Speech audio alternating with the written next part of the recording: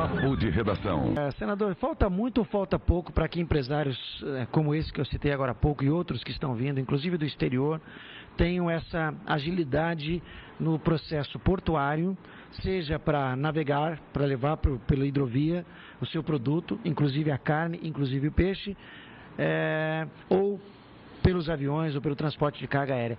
Falta muito ou falta pouco? O senhor está otimista nesse processo para que Porto Velho finalmente alavanque esse outro processo tão importante? Como é que o senhor vê isso? É um caminho sem volta, Domingos, senhoras e senhores. Eu acho que o centro de Porto Velho é um centro de logística. Perfeito. Isso já pesquisado, estudado por muitos estudiosos, né? Que Porto Velho está num centro, num polo regional aqui, praticamente da América do Sul, né, que tem o Peru, tem a Bolívia, tem o Chile não muito distante também, tem o Brasil todo que é imenso, né, transportando aqui por Porto Velho. Tanto é que a BR-364 não dá mais conta, né? Depois que nós construímos, o Daniel Pereira, o nosso vice-governador, que sempre fala que depois que nós construímos, ele era deputado estadual na época e eu já era governador, e nós construímos o porto aqui de Porto Velho, o porto público de Porto Velho, numa parceria público-privada com o Grupo MAGE. O Amazonino Mendes, que voltou agora a se eleger governador do Amazonas, ele construiu Itacoatiara, que é o transbordo para Itacoatiara, pegando os navios, né, de grande calado no rio Amazonas, e até lá tem que ir por barcaças ainda pelo rio Madeira. Exato. Nesse momento nós estamos dragando o rio, tem uma empresa contratada por 80 milhões para fazer a dragagem e balizamento do rio, e nós precisamos ampliar os nossos terminais portuários em Porto Velho. Tem a ZPE que futuramente vai acontecer ao lado do Porto Mage, do novo. O Mage já tem 2 portos hoje. Tem um que está ainda com o contrato em vigência, que é o primeiro que nós construímos, quando era governador, como eu estava falando, e já tem um novo porto dele, que é o maior porto graneleiro hoje aqui do norte do Brasil, que custou quase 300 milhões de reais, já está funcionando ali pelo anel ainda de chão, ali entre o Hospital de Câncer da Amazônia e as Irmãs Marcelina, tem um anel ali improvisado ainda, que está iniciando os primeiros 3 quilômetros de asfalto e o trevo, mas futuramente vamos colocar recursos para levar o asfalto até a beira do rio, lá no Porto Chuelo, onde sai o novo porto. Acho que ali vai sair, ali vai nascer um grande terminal portuário. Com a possibilidade de containers refrigerados, senador? Porque esse pessoal da carne e do peixe precisa... Eu acho que ali, como eu estava dizendo, tem uma área de 150... Eu que consegui, com o Grupo MAGE, que compraram 3 mil hectares ali à beira do rio, no Porto Chuelo, eu consegui 150 hectares para o porto e 250, se não me falha a memória, para a ZPE. E nenhum dos dois está funcionando ainda, já está aprovada pelo Conselho de Ministros em Brasília, a ZPE está aprovada, o novo porto tem que ser licitado, tem que ter um projeto, tem que licitar. Eu diria que é um projeto de médio prazo, de médio para longo prazo, mas ali no Porto Chuelo vai nascer um grande terminal portuário em Porto Velho. É ali, porque ali o anel está entrando já, ali que vai sair o anel viário, é ali que tem uma área alta, melhor do que aqui no Belmonte, para fazer os terminais portuários, e é uma área de 3 mil hectares. Ali tem reservado, entre o Grupo MAGE e agora uma parte cedida para o governo, né, 3 mil hectares para fazer tudo ali, os terminais portuários de Rondônia. Então, no futuro, não sei se nós vamos ter a ferrovia, um projeto ainda de longo prazo, a duplicação da BR, tudo isso vai acontecer, eu não tenho dúvida, tudo isso vai acontecer em Rondônia. Por quê? Porque nós temos a hidrovia. Se não fosse a hidrovia, por que lá no Acre não vira muita coisa? O Acre vai ter que vir para cá. Não tem outro caminho, não tem outra saída. Já está vindo cargas dos portos do Pacífico, lá de Ilo, no Peru, para a Zona Franca de Manaus. Por onde? Pela BR. Não está subindo cargas ainda de soja na nossa rodovia bioceânica. Só falta soltar, né? Mas está descendo, já está descendo algumas cargas que descem lá no Porto do Pacífico e vem por Porto Velho para a Zona Franca de Manaus. Então, os nossos terminais, esses antigos aqui, já estão super abarrotados. Né, vai chegar um ponto que não vão dar mais conta. Hoje tem 5 milhões de toneladas de soja vindo do Mato Grosso para Porto Velho. Daqui a algum tempo será 5 milhões. Daqui a algum tempo vai ser 10 milhões, 15, que pode chegar em 2025 a 22 milhões de toneladas. Aí que precisa mexer na rodovia mesmo, né, Benito? Aí tem que mexer na rodovia, talvez tenha que ter uma ferrovia, tem que ter novos terminais portuários. Senador, com tudo isso que o senhor está colocando para nós aqui, a gente realmente acaba, né, vislumbrando aí um futuro extraordinário para o estado de Rondônia. Eu gostaria de saber do senhor, que projeção o senhor faz com relação ao estado de Rondônia, diante de tudo que o senhor acaba de colocar aqui, como fator econômico importante para o Brasil. Qual vai ser o papel do estado de Rondônia? Olha, Rondônia, como nasceu como Novo Eldorado, e para servir de um amortecedor de tensão social no campo, sobretudo no campo, em outros estados brasileiros na década de 60, 70, no governo militar, vamos integrar Rondônia para não entregar, ou vamos ocupar Rondônia, vamos levar aqueles que não tinham terra, que não tinham emprego em outros estados do Brasil naquela época para Rondônia. Então Rondônia serviu naquele momento como um amortecedor de tensão social, mas que agora está sendo uma solução. Rondônia está surpreendendo, é como os Estados Unidos quando levaram o pessoal que aqueles... a pior espécie da Inglaterra foi levada para os Estados Unidos. E o que é que virou os Estados Unidos? Uma superpotência. Não vou dizer que isso aconteceu com Rondônia. A Austrália também, né? É uma Austrália foi criada por prisioneiros, né? A Austrália também. E Rondônia vieram o pessoal, com todo respeito, o pessoal pobre, e eu me incluo nisso aí. Eu vim com uma malinha, cheguei em Cacoal com R$50 para pagar o táxi, para chegar até a casa do meu irmão. Não tinha Uber? Cacoal, não tinha. Não tinha. Eu nem sei se tinha táxi, já tinha uns 2, 3 táxis lá, porque era só casinha de madeira. Então eu cheguei puxando a cachorrinha, como muitos dizem, né? E muita gente em Rondônia chegou assim. E o que é que está acontecendo? Essa é a história. Quem chegou em Rondônia... Os pioneiros estão vivos, né? Os pioneiros estão contando a história. E muitos bem situados, né? Muitos bem situados. Hoje, uma classe emergente. O Mangabeira Unger, que é um cara muito inteligente. Ele pode ser até meio maluco, né? Meio lunático, meio maluco. Mas um cara muito inteligente. E ele ficou aqui ajudando o governador Confúcio, no início do primeiro governo Confúcio, a ajudar a estruturar os projetos, os macroprojetos de Rondônia. E ele dizia sempre que Rondônia é um estado emergente. Rondônia tem uma população emergente. E é exatamente isso. Rondônia tem uma população emergente. Rondônia está superando o Piauí, já o PIB de Rondônia é maior que o Piauí, um estado, né, centenário, e Rondônia com 30 e poucos anos já superou muitos estados do Nordeste. Nós devemos ser hoje a 12ª, a 13ª economia do país. O IDH também não está muito distante disso, estamos já acima da média nacional, né? A qualidade de vida da população de Rondônia está melhorando. As estruturas de Rondônia, para um estado novo, tem energia elétrica sobrando, tem comunicação, tem comunicação de boa qualidade, tem telefone. Se for lá em Colina Verde fica encrostada ali entre Cacaulândia e Jorge Teixeira, no meio de umas montanhas. Tem telefonia celular. Se for lá em Marcão, lá depois de Alta Floresta, lá perto já do Rolim de Boa do Guaporé, tem telefone celular. Está lá as torres da... Então, a comunicação tem rádios e televisão, como nós estamos falando aqui agora, nos 4 cantos de Rondônia. Então, a comunicação em Rondônia é boa também. Senador, é o seguinte, isso me chama a atenção e eu tenho muita curiosidade. Estado de Rondônia.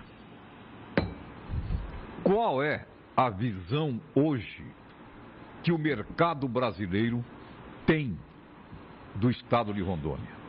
O que os grandes investidores, como que eles enxergam o estado de Rondônia? Grandes instituições como o CNI, como Fiesp e outros tantos organismos, qual é a visão que eles têm sobre o estado de Rondônia? O trabalho que o governador Confúcio Moura tem feito de parceria com a sociedade, né? O Confúcio é o governo da cooperação, o governo Confúcio Moura. Ele tem cooperado com as prefeituras, com as indústrias. Agora, nós assinamos aqui, ele assinou junto com a gente na última semana, no último dia 28, terça-feira, um decreto elevando o teto das micro e pequenas empresas, que era de 1.400.000 e a tendência era ir para 2.400.000. Nós trabalhamos, a Assembleia, eu trabalhei lá em Brasília, o governador se sensibilizou, a equipe econômica, o Wagner Garcia, que é o secretário da Fazenda, e o Jorge, e foi elevado naquele dia ali, e foi decidido praticamente naquele dia, para 3.600.000 o teto das micro e pequenas empresas. Então, dentro dessa faixa, elas gozam de uma série de benefícios que vão ajudar 14.000 empresas em Rondônia. Por quê? Porque a economia de Rondônia está boa, né? Então, Rondônia tem tido essa capacidade de se desenvolver economicamente. Respondendo à pergunta do Beni, eu acho que o nosso ponto fraco, temos muitos pontos fortes, a nossa produção, a nossa economia, o gado de leite, o gado de corte, o café, o minério, a madeira, que são matérias-primas regionais. A soja já está entrando em larga escala também, isso até que não é muito bom, porque a soja pode caminhar para a monocultura, e Rondônia não pode ser um estado de monocultura. Não é a característica, não né? Tem que ter uma diversidade. Nós temos aqui mais de 160.000 produtores rurais, entre pequeno, médio e grande. E a monocultura ela pode espantar um pouco o pequeno e isso não é bom. Mas o nosso ponto fraco é que nós estamos muito distantes dos grandes centros consumidores.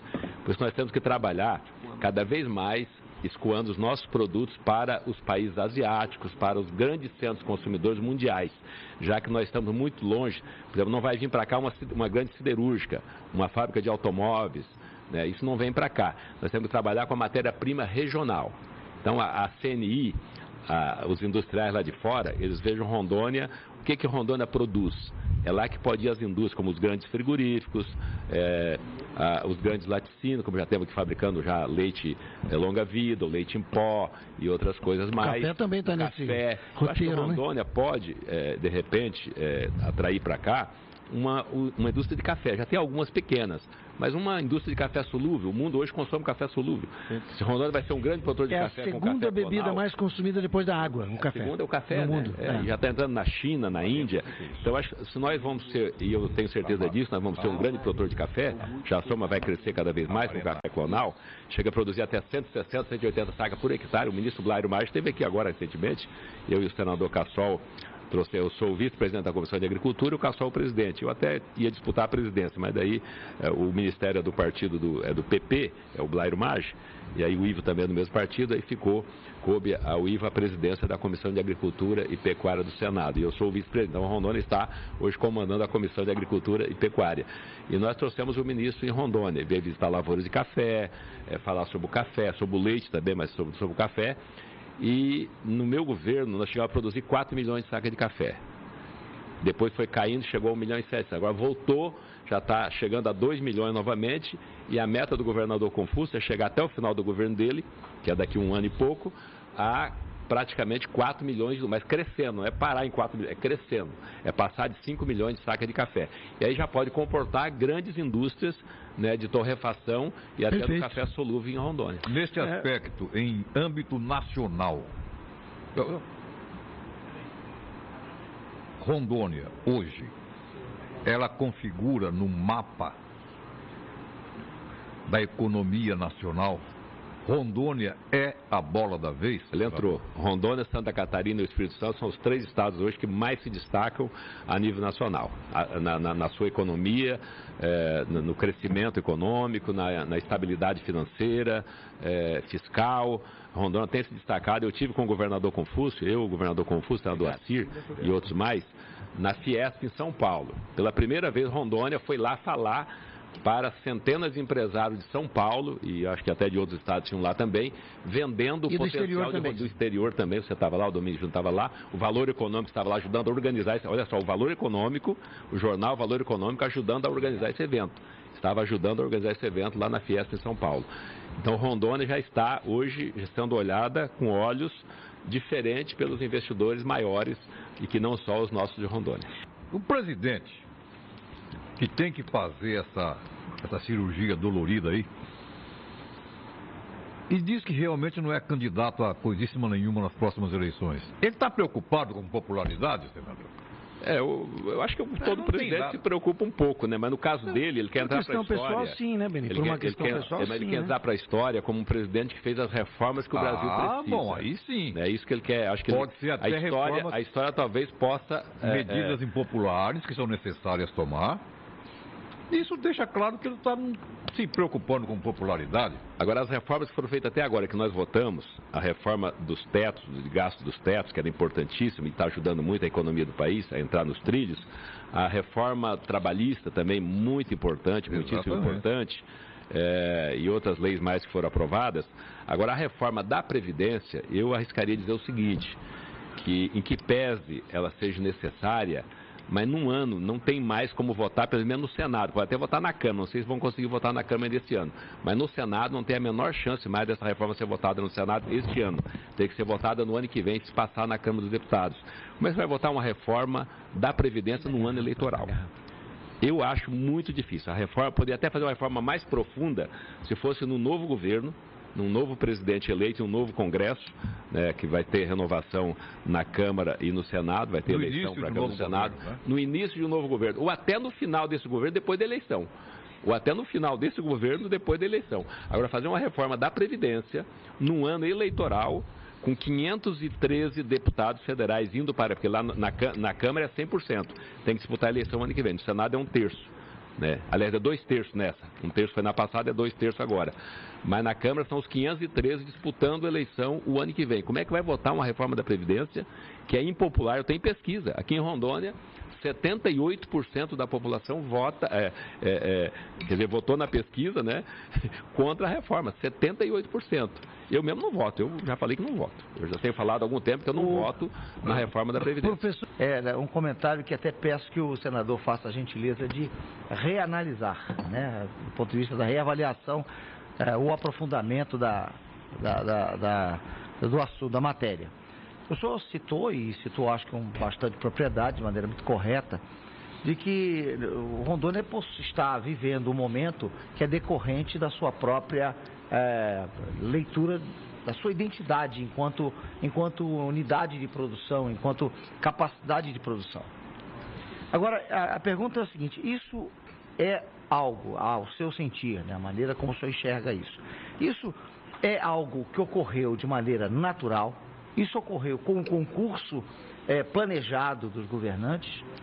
Ou isso foi fruto de apenas de uma coincidência feliz? Eu acho que é um conjunto. Um conjunto? Isso começou na década de 70, quando o INCRA distribuiu 90, 100 mil propriedades rurais. Pois não. Não todas ainda tituladas, que um dos gargalos nossos, que o Confúcio Moura tem dito isso com muita ênfase, que Rondônia pode ficar mais rica e os próprios produtores ficariam melhores de vida se todas as terras fossem regularizadas. Sem dúvida. Nós estamos trabalhando neste momento, nesse trabalho de regularização de todas as propriedades, com terra legal, com o INCRA, com a medida provisória 759, que nós aprovamos recentemente, que vai dar poderes agora maior para o terra legal e para o INCRA, inclusive com preço mais barato. Eu tive agora, semana passada, aliás, essa semana ainda, com a Federação da Agricultura, com o Hélio Dias e com o Edson Afonso, para tentar mudar ainda na regulamentação a tabela do preço das terras em Rondônia, que ainda estava muito alto, para baixar um pouco mais, para que o produtor, o pequeno, médio e até o grande produtor, possa regularizar as suas propriedades e pagando menos. Porque se for pagar muito, ele estaria comprando novamente uma terra que ele desbravou, que ele abriu. Perfeito. Então isso vai ainda tornar a Rondônia mais forte com a regularização fundiária plena. Hoje deve ter mais de 50%, em torno de 60, 70 mil regularizada e outro tanto sem regularizar. E acho que começou lá, quando eu falo que começou lá com a distribuição das terras, porque são terras de boa qualidade, e vieram para cá pessoas do Espírito Santo, de Minas Gerais, do Rio Grande do Sul, de Santa Catarina, assim como eu, do Paraná, que passei pelo Paraná também, e de outros estados, que já sabiam trabalhar com a terra.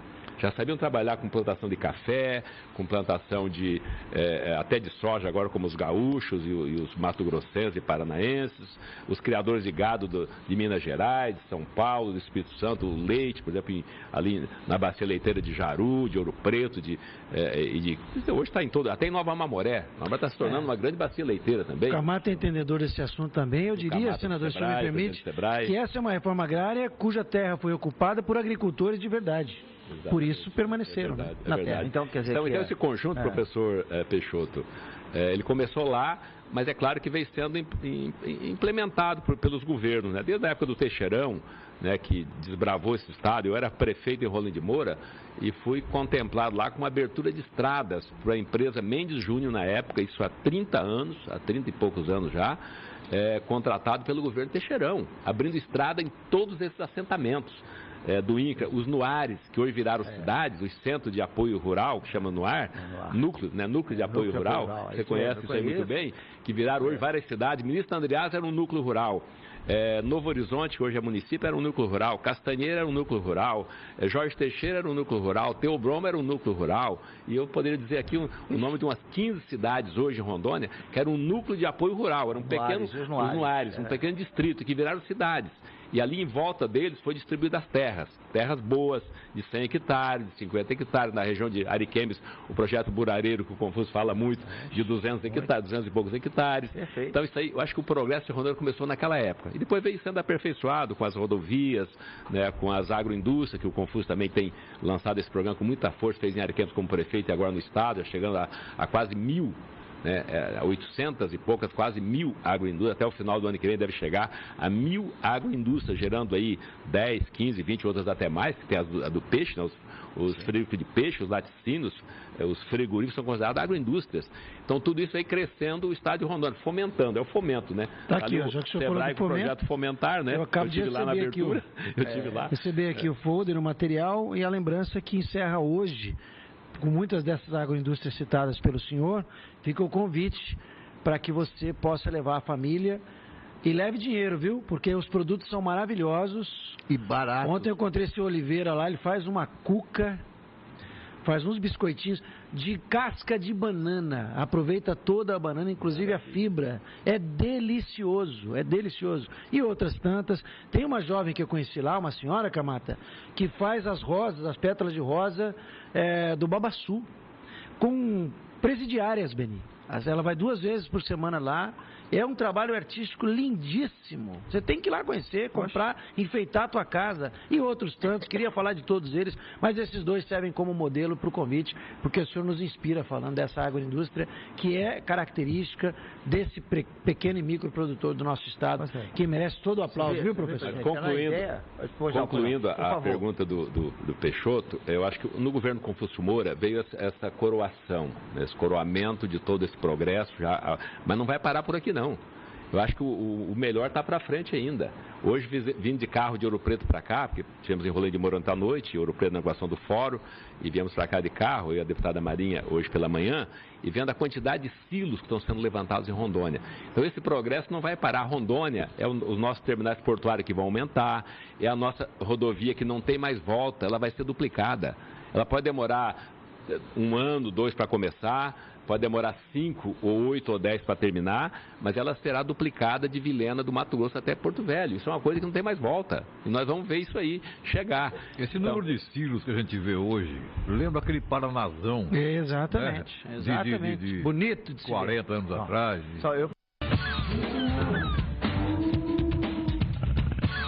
Papo de Redação. Oferecimento Bemasa. Tudo em um só lugar. Peças, pneus e serviços.